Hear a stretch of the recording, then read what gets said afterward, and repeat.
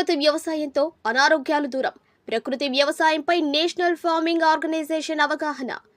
ప్రకృతి వ్యవసాయంతో సహజ సిద్ధంగా పండించిన పంటల ఆహారాన్ని, కూరగాయలను తినటం వల్ల ఎలాంటి అనారోగ్య సమస్యలు లేకుండా ఆరోగ్యంగా ఉండొచ్చని బుచ్చిరెడ్డిపాలెం తహసీల్దార్ అంబటి వెంకటేశ్వరు అన్నారు.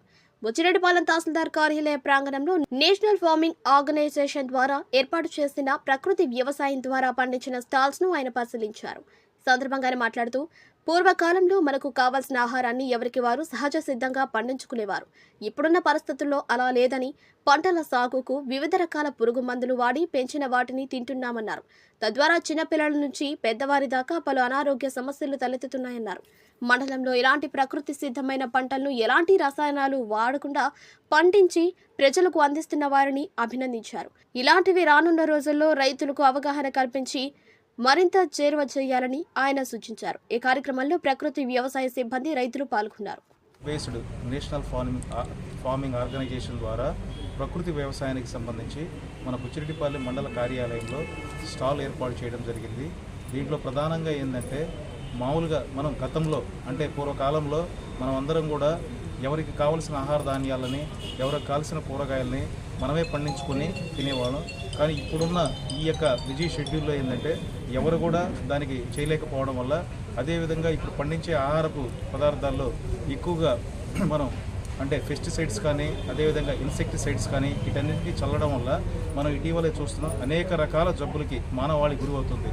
ఎందుకంటే 8 సంవత్సరాల పిల్లవాడికి కూడా గుండె జబ్బు రావడం, 10 సంవత్సరాల మనిషి కూడా క్యాన్సర్కి గురి కావడం, అదేవిధంగా దాదాపు 40 సంవత్సరాల వ్యక్తులు కూడా అనేక రకాల ఆరోగ్య సమస్యలు రావడం ఈ క్రిమి కీటకాలు మరియు ఈ ఇన్సెక్టిసైడ్స్ మందులు తీసుకునే ఆహారం మనం తీసుకోవడం జరుగుతుంది.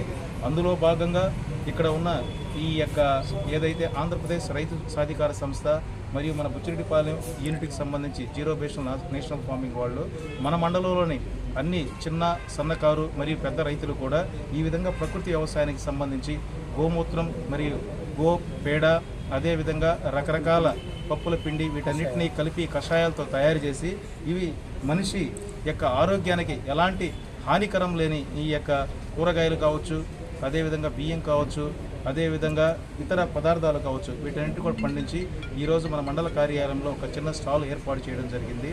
కాబట్టి రాబోయే రోజుల్లో కూడా వీళ్ళు ఈ మండలంలో అందరి రకాల రైతులకి వీళ్ళు దీని మీద అవగాహన కల్పించి ఇంకా రాబోయే రోజుల్లో పెద్ద ఎత్తున ఈ కార్యక్రమాన్ని చేపట్టాలని వీళ్ళందరూ రైతులకు అందరూ కూడా సూచనలు, సలహాలు ఇస్తున్నారు.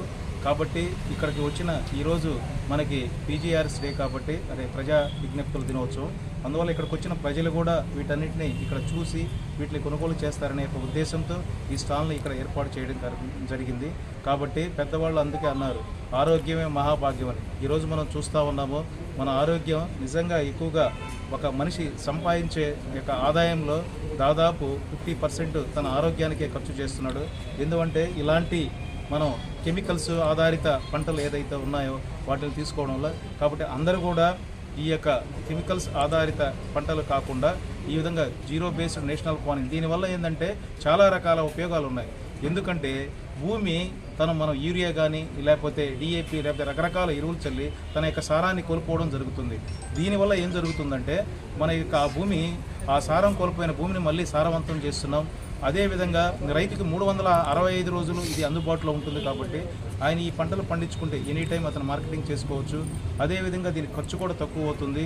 అదేవిధంగా ఎలాంటి మీకు హానికరమైన రసాయనాలు దీంట్లో కలపట్లేదు. కాబట్టి ఇలాంటి పంటలు అందరూ కూడా పండించుకొని తమ యొక్క ఆరోగ్యానికి వాళ్లే కాపాడుకుంటారని మనవి చేస్తూ ఇంతటితో ముగిస్తున్నాను.